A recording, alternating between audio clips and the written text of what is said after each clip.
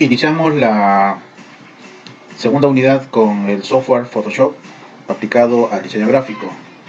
Y como el software anterior, que era de diseño vectorial, el fin de este nuevo programa es el trabajo con imágenes de mapa de bits, fotografías, retoque, edición, etc.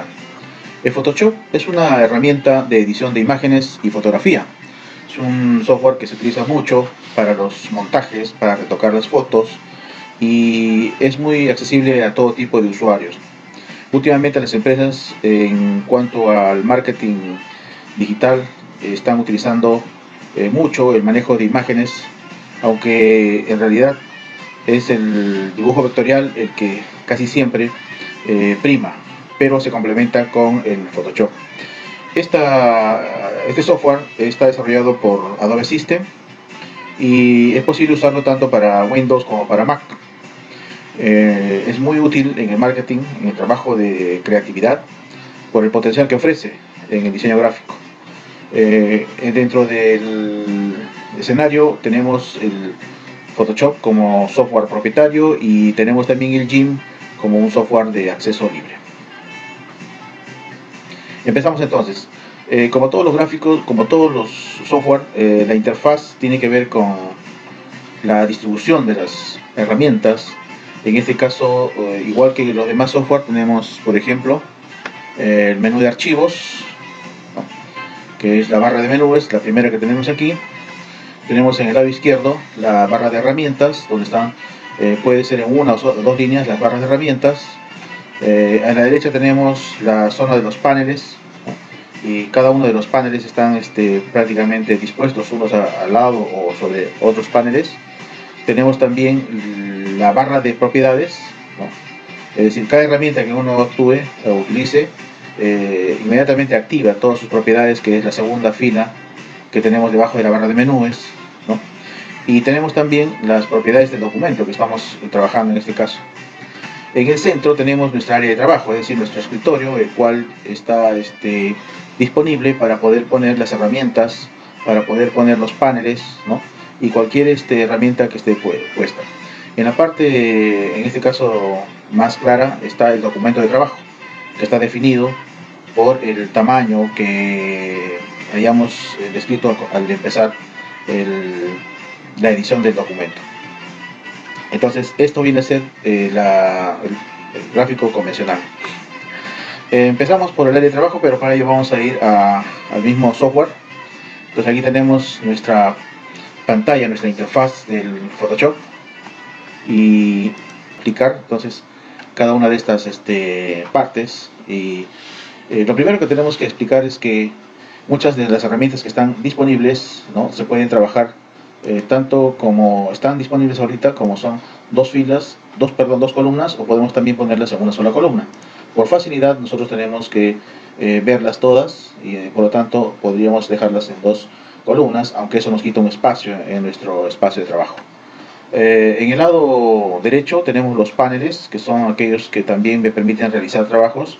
En este caso tengo, por ejemplo, paneles que pueden desplazarse, que son ventanas movibles. Por ejemplo, tengo las muestras de los colores, tengo las capas, por ejemplo, que puedo trasladarlas, tengo los colores, y tengo, por ejemplo, historia, que viene a ser la secuencia de todos los pasos que estoy realizando. Estos paneles se pueden agrupar, por ejemplo, de acuerdo al trabajo que cada uno tenga. Eso me lleva, por ejemplo, si yo quiero tener al costado de capas, tener historia, puedo juntar los dos paneles. Puedo tener también las muestras, que sea a continuación, porque me sirve y lo puedo poner ahí, de tal manera que estoy armando un panel que tenga paneles múltiples, ¿no? El color también lo puedo llevar aquí, de tal forma que tengo disponible. Estas dos flechitas me permiten también poder comprimirlas o extenderlas, ¿no? De esta forma entonces puedo tener aquí mis paneles. En este caso hemos dicho que el color va a estar aquí, ¿ya? Ahí tengo 4 paneles juntos y los puedo ubicar en la parte que yo quiera, tal vez en este lugar donde yo necesite trabajar. Entonces, en este caso estamos trabajando con estos 4 paneles, los cuales se activan con la herramienta ventana, donde tengo aquí los diferentes paneles, ¿no?, para poder trabajar. En este caso tengo una serie de herramientas como las capas, por ejemplo, están activadas las capas, ¿no? Tengo activado, por ejemplo, puedo activar los ajustes o desactivarlos también. La otra forma directa también es entrar aquí a X y desaparece, ¿no? Es decir, lo puedo desaparecer del espacio de trabajo. Entonces, al tener yo una interfaz como esta, puedo configurar de acuerdo a mi necesidad. En este caso, se llama el espacio de trabajo.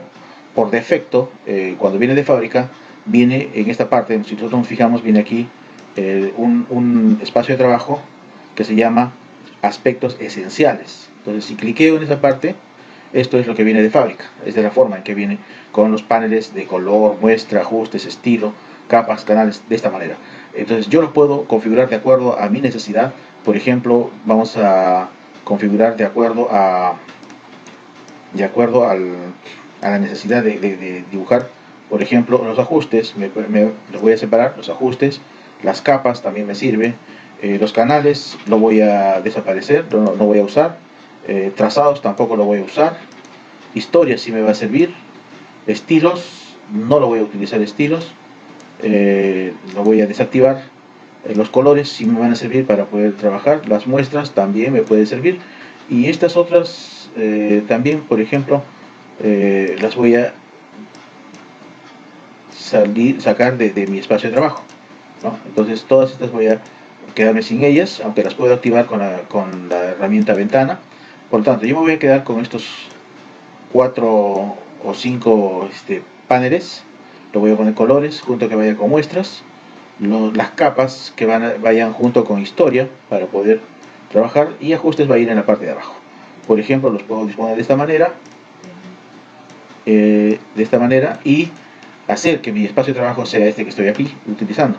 Entonces, yo estoy saliéndome del espacio esencial, que es lo que viene de fábrica, y voy a ir aquí a grabar mi espacio de trabajo. Entonces entro aquí al menú ventana, espacio de trabajo, y lo que voy a hacer abajo, nuevo espacio de trabajo. Voy a configurar un nuevo espacio al cual le voy a poner nombre, por ejemplo, nuevo, simplemente nuevo, y lo voy a guardar, ¿no? Entonces me dice métodos abreviados de teclado, menús, y guardar. Entonces sucede que ahora he creado mi propio espacio de trabajo y lo he grabado con el nombre nuevo. Puede ser que, por ejemplo, yo esté trabajando de esta manera, pero en un momento quiero trabajar de manera estándar, entonces entro a aspectos esenciales, ¿no? Y por defecto me sale todo lo que yo tenía. Entonces, aspectos esenciales, vamos a restaurar como viene de fábrica, restaurar aspectos esenciales, entro ahí mismo y me pone como de fábrica. Entonces yo puedo volver a trabajar, pero cuando tenga que trabajar con una configuración personal, simplemente voy a ir aquí a esta ventanita, escojo nuevo y entonces se adecua a mi trabajo.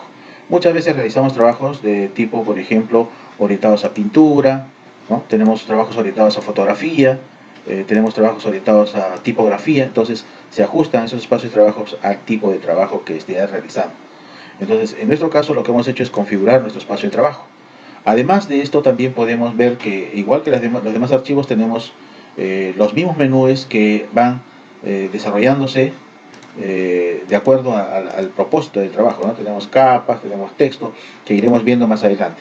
Asimismo, también tenemos las barras de herramientas. En este caso tenemos una serie de herramientas que cada vez que tengan un triángulo en la parte, en la esquina inferior, significa que tiene más opciones, ¿no? Por ejemplo, aquí tenemos herramienta marco rectangular, marco elíptico, tiene más. Cada vez que tengan, por ejemplo acá, en texto, tenemos texto horizontal, vertical, texto, máscara de texto horizontal, texto, máscara de texto vertical, diferentes opciones. Entonces, eso también iremos viéndolo posteriormente. Aquí tenemos el relleno, y cada vez que yo activo una herramienta, por ejemplo acá el tampón, automáticamente se activan sus propiedades para poder configurarlas de acuerdo a la necesidad que uno tenga. El color de la pantalla, en este caso, como ustedes ven, este color azul oscuro, pero podemos eso configurar también a nuestro gusto. Tenemos, por ejemplo, acá en edición, vamos en la parte de abajo, como mi pantalla es muy pequeña, entonces aquí sale una flechita, significa que hay más menús, más opciones dentro de la barra de menús. Entro a preferencias y voy a ir a el menú interfaz. Entro a interfaz y en este caso me está mostrando la versión CS6, que es la que estoy trabajando en este momento.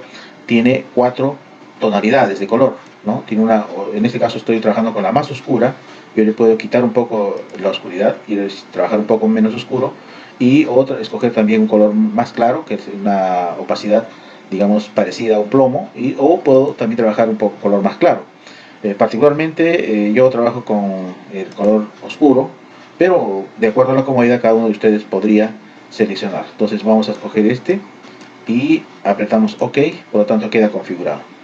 De esta manera entonces hemos visto que la interfaz del Photoshop se adecua en primer lugar a la necesidad del usuario, ¿no? De acuerdo al color del espacio de trabajo, de acuerdo a la disponibilidad de las herramientas.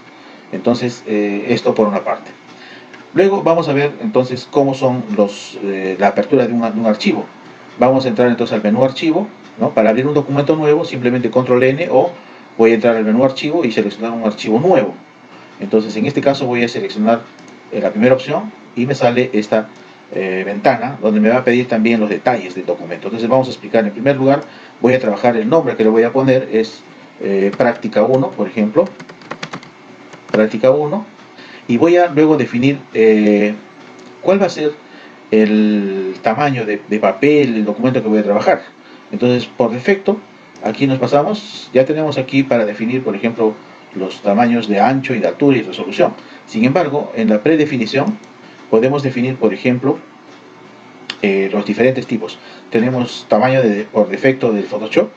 El Photoshop viene de fábrica con un tamaño, como es en este caso 16 por 11 centímetros.